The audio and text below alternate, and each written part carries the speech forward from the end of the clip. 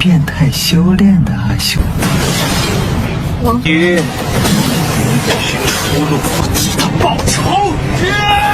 人情可战。 Halo, assalamualaikum teman-teman. Jumpa lagi dengan saya Ilham Maris. Selamat datang di channel Promo The Series. Gimana kabar kalian? Semoga selalu sehat dan baik-baik saja ya. Kali ini kita akan merangkum spoiler dari Season C edisi spesial Asura The Mad King episode 4 Rabu depan ya. Dan gak usah berlama-lama lagi, langsung saja gas cuy. Di episode sebelumnya, Luho telah menggegerkan arena turnamen upacara kedewasaan Asura. Karena bahkan sebelum hakim memulainya, Luho dengan brutalnya membantai seluruh peserta Asura yang membuat arena Asura seketika banjir dengan darah. Semua mata Asura pun dibikin menganga oleh Luho, khususnya Hakim Wangu. Setelah beberapa saat Hakim Wangu tertegun dengan keadaan itu, kesadarannya pun kini mulai kembali. Dia pun jadi marah dengan Luho karena besar-besarnya Luho melakukan hal yang brutal sebelum ia memulai turnamen. Sehingga menurutnya Luho telah melakukan pelanggaran dan kejahatan di arena ini. Mendengar hal itu, Luho yang masih menggenggam kedua pedangnya dengan tenangnya balik menjelaskan bahwa bukannya tujuan turnamen ini adalah untuk mengeliminasi yang lemah. Dan jika ada yang menganggap kalau ia bersalah, Luho menantang untuk turun dan menyelesaikannya di dalam arena. Wangu pun jadi tak berkutik menghadapi hal itu. Melihat sikap Luho itu, sebagian Asura pun kini menjadi kesal. Mereka menilai kalau Luho terlalu sombong. Seseorang Asura pun segera turun dan menantang Luho. Dan tanpa cang-cing-cong, sebelum penantang itu banyak bicara, Luho pun dengan cepat langsung mencincangnya. Penantang itu kini hanya menambah volume genangan darah di arena itu. Jelas hal itu membuat semua Asura sekali lagi menjadi tercengang. Terlihat seseorang pun membisikkan sesuatu kepada temannya kalau hal ini harus segera dilaporkan kepada raja. Luho pun kini mulai menatap ke atas.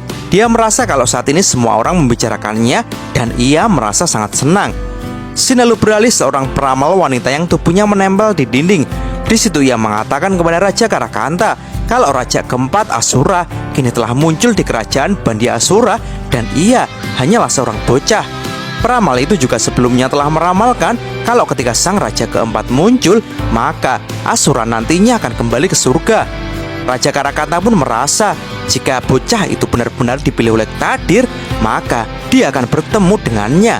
Scene lalu beralih ke tempat Raja Asura yang lain, yaitu Raja Vimalasitra, yang saat ini sedang makan bersama dengan bawahannya.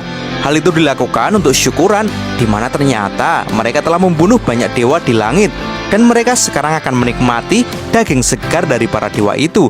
Kabar kemunculan bocah yang kuat pun kini diutarakan oleh bawahan Raja Vima. Dia menjelaskan kalau saat ini bocah itu belum terkalahkan di arena turnamen upacara kedewasaan di kerajaan Bandi Asura.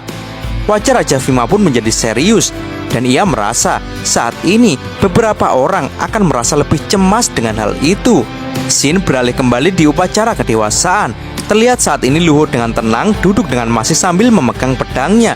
Sudah beberapa hari ini semua orang yang menantangnya telah ia bantai, dan Luho sampai saat ini juga ia masih belum terkalahkan. Para penonton pun terlihat masih tak percaya dengan situasi ini karena baru pertama kalinya ada seseorang yang seperti itu di turnamen Asura. Wajah mereka semua terlihat masih pucat seperti sebelumnya. Kengerian mereka masih tampak jelas karena melihat genangan darah yang begitu besar masih terpampang di tengah arena.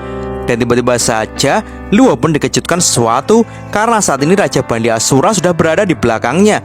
Semua orang pun kini menjadi geger dengan kedatangan Raja Asura yang sangat diagungkan itu.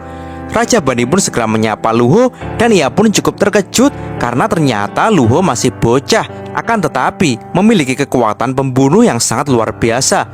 Raja Bandi pun tiba-tiba merasa sedih hingga menangis.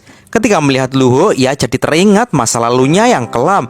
Raja Bandi pun lalu minta izin untuk menyentuh bekas luka Luho dan Luho pun mengizinkannya. Dari situ, Raja Bandi bisa melihat kalau Luho telah mengalami kematian yang tak terhitung jumlahnya. Dan di saat Raja Bandi menyentuh bekas luka yang lain dari tubuh Luho, seketika ia pun teringat akan masa kecilnya, di mana masa kecilnya ia selalu dipukuli oleh ayahnya.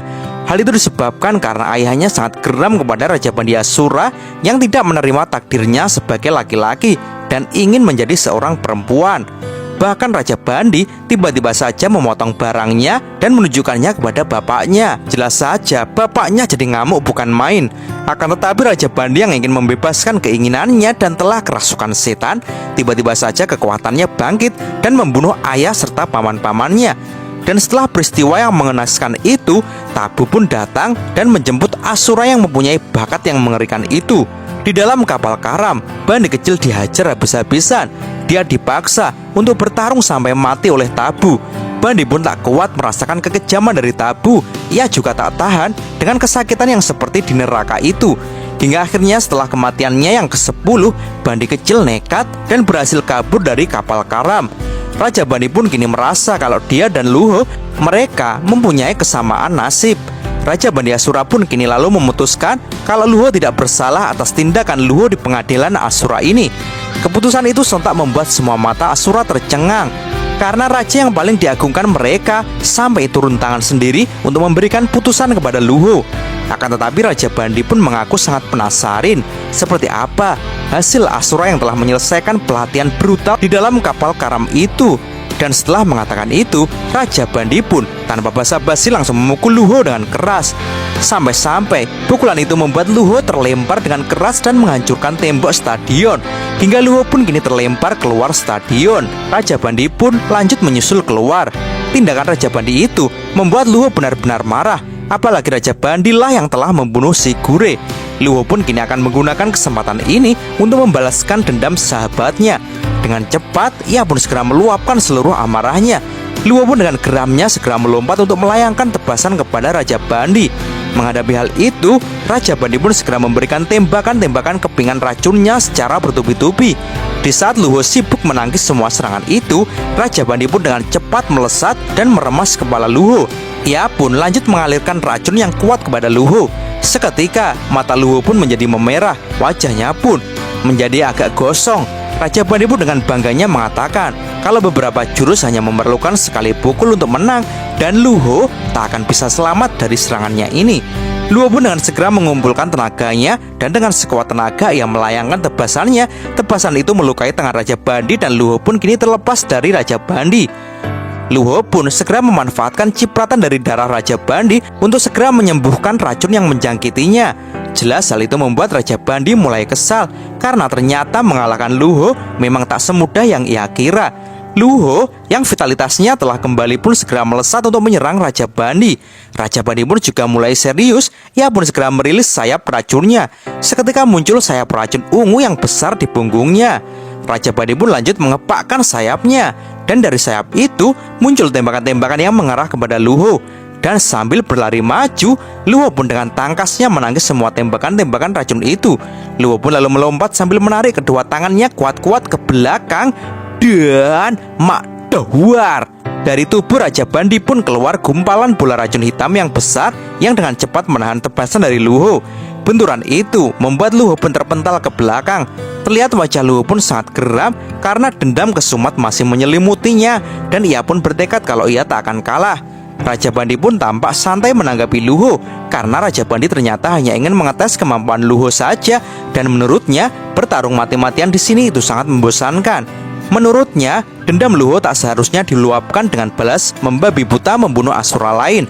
Dan di situ Raja Bandi lanjut mengatakan kalau ia tak ingin menyia-nyiakan bakat Luho. Dan tak disangka, ia pun menawarkan kepada Luho kenapa Luho tak mengejar level yang sama saja dengannya. Perkataan itu membuat semua Asura yang menonton jadi kaget, karena itu pertanda kalau saat ini Luho telah mendapatkan pengakuan dari Raja Bandi. Mereka pun jadi geger dan jadi bertanya-tanya, apakah Raja baru Asura yang telah lama diramalkan akan benar-benar segera muncul. Luho pun juga tertegun dengan hal itu, dan ia pun bertanya bagaimana cara ia melakukannya. Raja Bandi pun lalu menjelaskan kalau gelar raja hanya diperoleh dari ujian yang nyata, yaitu dengan mendatangi seluruh arena pengadilan Asura untuk mengajukan pengaduan, tidak hanya kepada Raja Bandi, akan tetapi juga kepada kedua raja lainnya. Dengan kata lain, Raja Bandi menyuruh Luho untuk mendatangi mereka semua untuk membangun sebuah reputasi. Dan ketika reputasi sudah terbangun, maka Asura secara alami akan mengikuti Luho. Luho pun kini hanya terdiam. Ia pun lalu diam-diam bertanya kepada si Gure di dalam batinnya, Di dalam batin Luho, si guru pun mengatakan kalau Luho harus melakukan apa yang harus dilakukan dan ia akan selalu mendukung Luho. Luho pun kini mulai menatap serius kepada Raja Bandi, pertanda Luho akan benar-benar melakukan apa yang diusulkan oleh Raja Bandi Asura. Dan di situ ia pun berkata, "Raja Bandi, apakah kau ingin aku membantai sekelompok Asura lagi?" Dan cerita pun bersambung. Oke, sampai sini dulu aja ya spoilernya. Nanti kalau panjang-panjang, nanti episode minggu depan jadi nggak seru guys. Oke teman-teman, terima kasih sudah nyimak alur cerita kali ini sampai habis ya. Semoga teman-teman terhibur. Jangan lupa terus dukung channel ini agar terus berkembang. Dan sampai jumpa di episode selanjutnya. Assalamualaikum warahmatullahi wabarakatuh.